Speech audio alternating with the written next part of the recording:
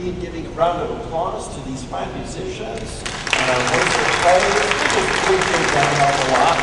We're so grateful for the immense talent here at City of Light. A little bit later, we're going to enjoy Rhonda Lee on the piano as well. So we've got so many wonderful gifts that people have been sharing throughout the course of their ministry here at City of Light, and we appreciate each and every gift. I'm so grateful for Reverend John Karn and the classes he's teaching with Foundations. Reverend Dr. Kathy Martin over here. Her class now shifted to 10 a.m. on Saturdays to accommodate all of your busy schedules. And so many others. Stephanie Knight is doing an exceptional job, all part of our education program here at City of Light. Thank you so much for sharing your talents as well. And for each and every one who participates in so many unique ways, whether it be helping out with a food bank, clothing closet, feeding the hungry or the homeless on Wednesday nights, if you're involved in any prayer ministries or any of the other wonderful ministries, and we'll even touch on women's softball for all the team of the City of Light Miracles who won last night on Friday night. There we go. Thank you, each and every one, for all of the wonderful gifts that you share. Would you do me a favor? Would you turn to the person next to you and ask this wonderful question? Have you gone off the deep end? Go ahead. Have you gone off the deep end? Because what does that really mean to us in our lives? Well, in English slang, it may refer to us as maybe you've gone a little too far, or you've done something that others may think is a little bit out of the norm. A little bit, you've gone a little bit too far. And often in our daily life, we encounter those people who think spirituality, going to church, being involved in ministries, giving their time and talents. Oh, you know what?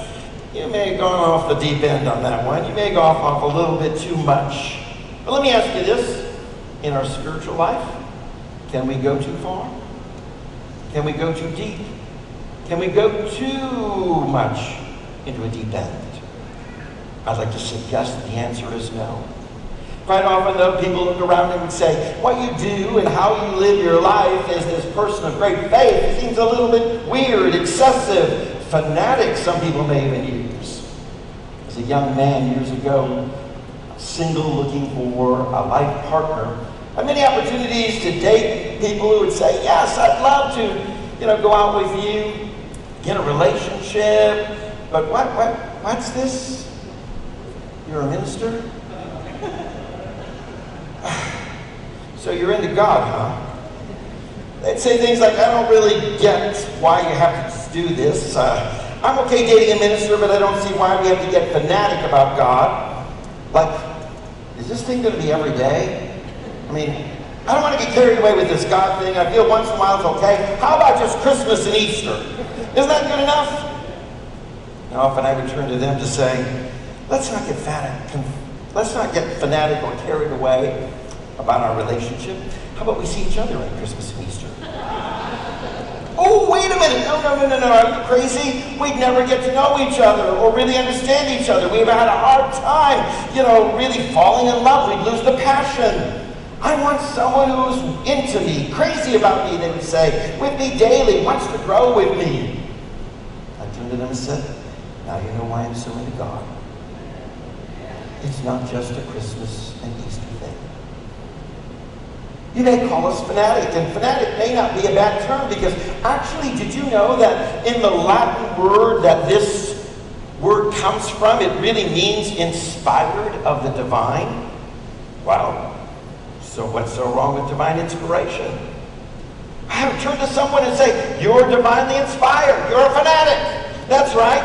Turn to someone and say, you're divinely inspired. Come on. You're a fanatic. That's all right to call each other that in this context. Because that's what it's all about on the day-to-day journey, and welcoming this wonderful divine inspiration. Well, you see, that's what Jesus did. He inspired. He taught by the very presence unrolling within him. So maybe with that understanding, we could actually say he too is a fanatic. But I'm sure about this, that he would invite you to go off the deep end.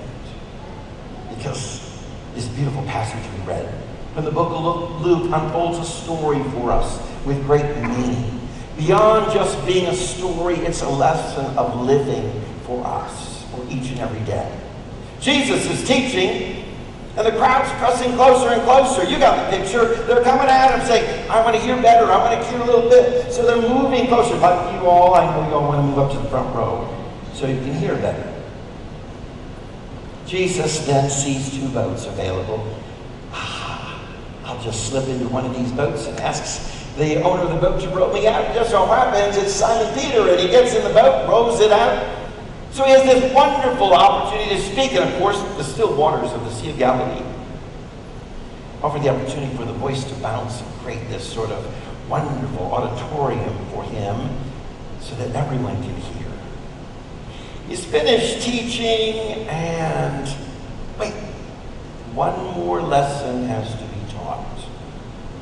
You ever wonder what he was talking about? I wonder what he was teaching that day on the shores of the Sea of Galilee. What he might have been preaching to that everybody was so intent about, that they wanted to know more, that they would come so close to say, what are you teaching? What are you saying? That I would know, that might transform my life.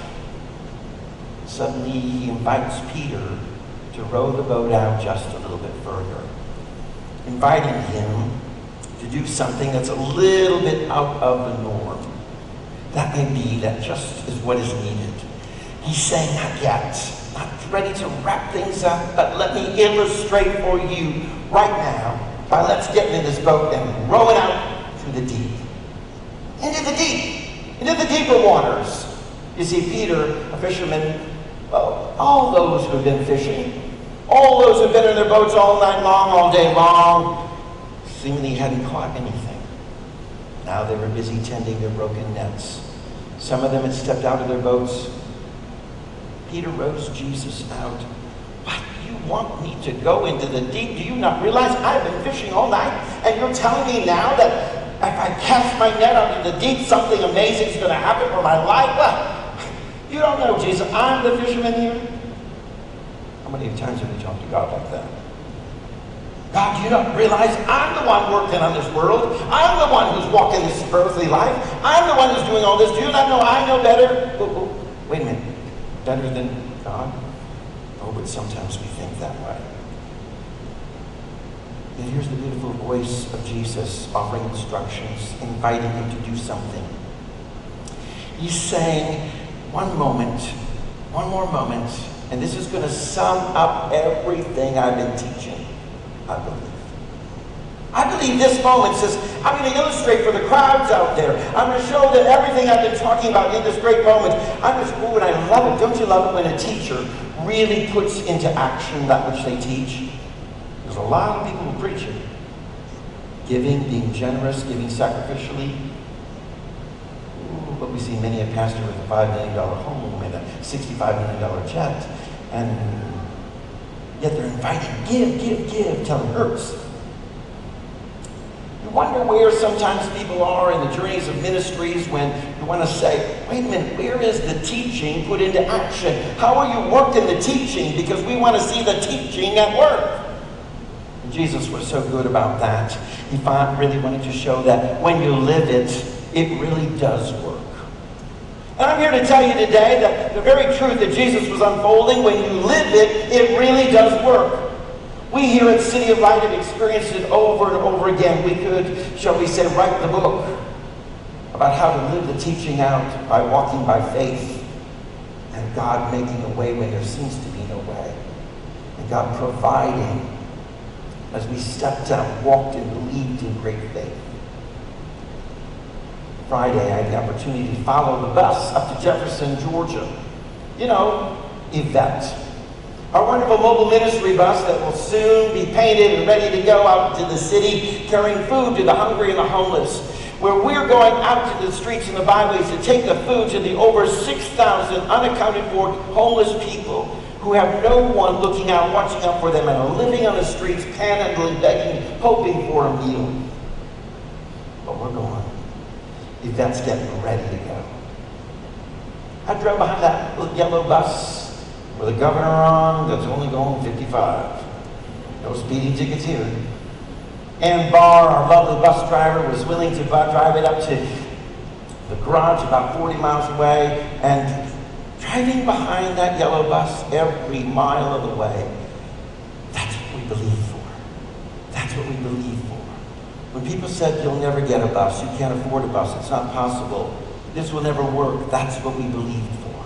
It's right in front of my face, and I'm following the manifestation of that which we believed, that which we trusted for. Well, you'll never raise the money. We looked at the prices of the buses, $16,000, $20,000, and yet we believed. And we were able to purchase that bus for $2,800. And then they scoffed and said, are you crazy? What kind of bus are you going to get for that? And when we went to pick it up, the mechanic said, can I buy that bus from you? You got a deal. I said, no. The Spirit of God gave us that bus. That's us. Spirit chose that bus. Again, when we're believing and we live the teaching, we walk by faith, we know that God is making a way, these things unfold so miraculously. We drove the bus up to Jefferson, dropped it off. Dagnabbit, once again, somebody else wants to buy the bus from us. You got such a good deal. The engine is great, the body's great. The gentleman who's doing the bodywork said, you told me of an old bus coming from Florida. I'm thinking Grandpa Moses is going to pull in. Dang, you got a good deal. Can we buy that bus from you when you're done? Look us up in a couple of years when we're ready to get something bigger, better, and even faster, you might say. God is at work when we live the teaching, the miraculous unfolds for us. And what a joy was to watch that bus move every day, the manifestation, every moment, every mile, shall I say, the manifestation of that which we believe for. So when you live the teaching, it works. When you step out in faith, it works. When you hold dear to the heart the very promises of God, they work. And Jesus wanted to demonstrate that. Push out into the water. Go out in the deep is what he's saying. You want your net to be full, I'm going to tell you this. You may have to change what you've been doing and push out a little deeper into the deeper waters. Spiritually, let me encourage you to do something that may be a little bit out of the norm, and some may be thinking fanatic, to engage in one of our classes of spiritual growth and development, or to get involved in meditation and the meditation groups that are really calling us to go deep within, to really awaken to the Spirit of the divine and presence that changes our whole outlook. Because let me tell you, sometimes going deeper says we've got to have a new belief system, a new change. We've got to understand that we've got to look at the world a little bit different. Doing the same old, same old, same old, same old. It's going to get you the same old, same old, same old. You've been casting your net in shallow waters and wondering why there's no catch of abundance.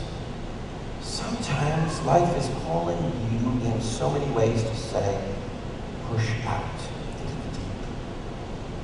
Go a little deeper in your spiritual life. Go a little deeper in your desire for more things of God. Go a little deeper and find out that as you venture up into the deeper waters, you're going to find more and more of the divine unfolding in your life.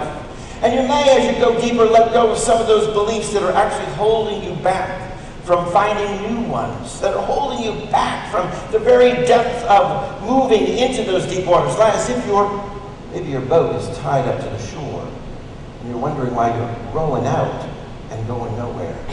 You know? You're just rowing and rowing and rowing and wondering why I'm getting nowhere. And then you realize it's tied up to some old beliefs. This week I had someone say to me, you know, Pastor, I pray hard, fervently, because actually, I think I kind of believe that God is withholding something from me. So I have this prayer that I pray constantly. I just kind of beat my chest a little bit. I pray, I stomp the ground, I walk around, I shout a little bit. Because I just feel like I got to do something because God is withholding. Why do you feel that God would be withholding anything from you? God, the great giver of all gifts. God, the generous heart. Well, sometimes I just don't believe I deserve it. Sometimes I don't believe I'm good enough. So you pray for me, because you're good enough. You do it for me. No. I want you to understand, number one, God is not withholding anything from us. There is not this rationing that says, John deserves something, Kathy, not so much. Stephanie will think about. Maybe if Carrie does a little bit more prayer, I'll consider her petitions. Norma, she's a given. We're going to give her everything she wants. You see, it's not that kind of life that God is, or the kind of living that God wants us to be engaged in. For God is not withholding anything. There is a generosity. So when we go to prayer, it's not a prayer of, I need to pray so intensely and begging and pleading because I think I got to storm the gates of heaven. Ooh. Sometimes that bothers me when people say that. Storm, pound, pound, knock, knock, knock, as if we're trying to wake up some sleeping God. And that may be part of our inner beliefs. We also may believe that we're not good enough. And so I ask these people time and time again when we come with these kind of concepts, would you take a razor blade to your Bible, please, and go to that passage that said that you were created in the image and likeness of God and cut that out for me. Then I'll believe that you really hold on to everything within your Bible. Because you gotta claim this passage for your day-to-day living. I am in the blessing of God, created in the image and the likeness of God. The divinity of God is within me. You see, when we change our beliefs and we remove from that position of being tied to the shore, our boat is set free to go to the deeper waters. Because we realize God is not withholding a thing from you and is eager and generous and ready to bless you. And you're good enough. And you deserve it. Okay. In fact, quite often I put on my Facebook posting, come on to City of Light for the 11 o'clock service and experience a great blessing. You deserve it. That's right, you deserve it. We think we're all in a L'Oreal commercial. You're worth it. You know? They always say, you know what, you can go blonde. You can have this wonderful hair color. You can do all this wonderful, because you're worth it. Well, let me tell you then, that very message is sponsored by L'Oreal. You are worth it. I'm going to tell you this. Because this is what Jesus has been trying to teach and preach. And we have to change our thinking if we're going to go deeper. Because let me tell you this, big dreams can't sail in the waters of shallow beliefs. Your big dreams, those dreams that you have, those passions that you want to see fulfilled, that you've been dreaming about, hoping for, and claiming for, they're having trouble setting sail in those shallow waters of your shallow beliefs that are just, I'm not so sure. You see, it's really important that we have the power to move beyond those shallow waters into something deeper. Past week, I had the privilege of being with my granddaughter, 4 years old, so adorable. Went to Minneapolis, Minnesota. We went to the state fair, having lots of fun, got a chance to swim in the swimming pool with my grandkids. Here's Grandpa saying, let's get in the kiddie pool. You know, I'll tell you this. Have you been in the kiddie pool? There's only like 12 inches of water. Can you dive? Nope. Swim? Not really. Can you backstroke, breaststroke, or not even maybe float? Doesn't look pretty for a 60-year-old man in the kiddie pool trying to backstroke, breaststroke, or even float. And finally my little granddaughter says, Grandpa, why don't we go in the big pool? You know, why don't we go in the deep end? Why don't we go in there? Because I can show you what I can do in the deep. Wow! You see, when we get to the deeper waters, we've got room to move in our faith, room to move, to swim, to breaststroke, backstroke, float, swim, dive, whatever it may be, because we're in the deeper waters. So I'm inviting you with the very words of Jesus that would echo today to say, try something a little deeper. Push out the boat of your life into deeper waters and make effort to do something different in your spiritual life. Now next, what does he say? He says, cast out into the deep. Not only push out in the deep, but, get those nets, cast them out. Cast them out with this intention of giving and getting, throwing out the net and pulling something in. As if every single day of your life you were living it like, I'm going to learn something new today. Wow. Think about that. What if you got up in the morning and said, I'm going to learn something new today? It's going to be my mantra for a vibrant spiritual life. I'm going to learn something new today. Spirit is teaching. I'm open to it. I'm casting my net out with the intention. I'm going to pull it back in at the end of the day, saying, wow, look what I've learned. Look what the Spirit of God has taught me, because I'm willing to go deeper. I'm willing to also open my heart and life to say, show me, teach me, reveal to me. And when you draw the net in, woo, what'd you learn today?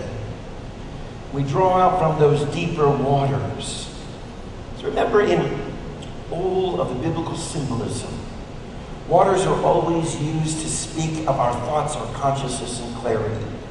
The waters of a deeper thought, of a deeper awareness, they're always going to yield an abundance for our lives. So when you get into the deep and you cast out, you say, awaken me, Holy Spirit. Awaken me and teach.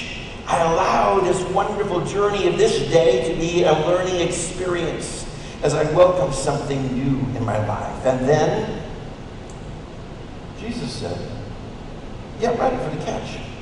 That's right. In essence, when you put up that net, you better be ready for the catch. Ready for this wonderful infinite wisdom, insight, knowledge that's coming to you as you go deeper in your relationship with God. Get ready for the catch. That's our problem today. We're not really ready for a lot of things. Again, my grandkids, I got a chance to be with them first day of school. My 4-year-old granddaughter is going to preschool. Grandpa Robert, Grandpa Paul, Daddy, Mommy, everybody's all lined up going. Could you take the bus? No, we have to go in cars. You know, why? Because it's our 4-year-old granddaughter. We got to see this moment where she walks into school. And of course, you know, we arrive at the school 30 minutes early, like good parents and grandparents, or helicoptering. Teacher says, you're awfully early. Yes, well, it's her first day. Look at her, she's ready. You got a new backpack, you know, the book bag, you know. Looking so cute, pink and purple with all the little girly things on. New outfit, look at the shoes, the shirt, the pants, the barrettes, and the hair. Grandpa Robert did a hairstyle for her. That's why you have two great gay granddads, you know. So that hair looks fab on your first day of school. Ready, that's what it's all about. She was ready, and we were prepared with anticipation and excitement, and right there at the door, waiting until the final moment where everybody got to go into school, except for Grandpa. I had to wait outside 3 hours. But, you know, hey, you know what? You're waiting because it's excited, and you're ready to hear what your granddaughter learned. I want to ask you, when you cast out that net, are you ready for a transformational experience, some spiritual insight and wisdom? Oh, you gotta get ready. You gotta get ready for this, because when you pull in your spiritual nets, you cast it out into the deep, you're gonna pull back some incredible stuff. Why? Because God is the God of abundance. Jesus said, I came that you might have life abundantly. Really, it's talking about a quality of life, a good quality of life, full of peace, joy, hope, love, forgiveness, grace. All these wonderful things. You're going to be pulling the net full. In fact, it just may be so full, you don't know what to do. And that was the case. Peter is now saying, the net is so full. Come on. Would you help me? Would you come help me? Would you? Come on, everybody. Fishermen all around. Get in your boats. Help me pull in this net, because there's so much good stuff. And that's how we live and walk in God, as we're willing to go deeper. We're going to draw in so much good stuff. And I can say, John, this was so amazing. Would you help me pull it in? Randy, oh, I got to tell you what I learned this week. It was so delicious. It was so wonderful. It was so fantastic. The Spirit of God revealed some amazing things to me. Would you help me pull it in and reel it in? I got to process this. I got to talk it out with somebody. I got to share with somebody, because this is so powerful. See, this is the journey that Jesus was teaching. And that we have to get ready. Yes, ready for our lives to be changed and transformed in an experience like this. Unless, of course, maybe you don't want your life to be changed. You know? Maybe you don't want to move from good to the very best. Maybe you don't want to achieve that. There's a lame man who lay by the pool of Bethesda. They're sitting there for years and years with excuse after excuse, waiting for someone else to come and help him get into the troubled waters. For the belief was when the waters were stirred, the first one in would be healed. So he waited and waited and said, you know, it would have been great if Norma had been there. I could have been in the pool last year. But no, she didn't show up. Other people didn't show up. Dan didn't show up. You know what? If only Joanne had been there, you know what? I could have gotten in the pool. You know, what's going on? Always an excuse for someone else who hadn't done their job is what the element was. You see, so often we think we want our lives to be transformed and changed. But do we really? Because if we do, then we take the first step. Jesus said, you want to be healed? Do you? Get up and walk. Pick up your bed. That's right, you do it. You want a transformation in your life? You want some change? Don't wait around for someone else to hand it to you. Don't use an excuse for someone else in the world around you. You get up, pick up your bed, and start what? Walking. That's right. How powerful that is when we embrace this wonderful awakening that we have to make the first move. And how beautiful that is. Because there's no limit what can be done in and through you if you have the courage to launch out. A courage that says, you know what? This may mean some changes in my life. This may mean that there be some turbulence, some challenge. This may shake things up a little bit. You know what? If I'm going to go into deeper waters and cast some nets and draw some ends, I may find that my boat is rocked a little bit. Oh yes. But that's where it takes the courage in our lives to take that next step. Because lots of people don't want to find spiritual freedom. They kind of like being bound and limited. It's comfortable and they're familiar. Because you know what? If they never venture out into the deep, they can make excuses. There's not much in the shallow waters. You know what? I didn't get much. I guess that's what life gives me. Let me tell you this. The Spirit of God is calling you out to discover and awaken your potential for a limitless life. A life that may have been lying dormant, waiting for you to this moment to say, I am ready to hear the voice of God and push out into the deep. I am listening clearly. I'm going to cast my net. I'm so excited. I am ready to draw in the abundance, and I'm ready for a transformational life experience that takes me to my highest and best. So today I want to ask you this question. Have you gone to the deep end? I hope so. Amen.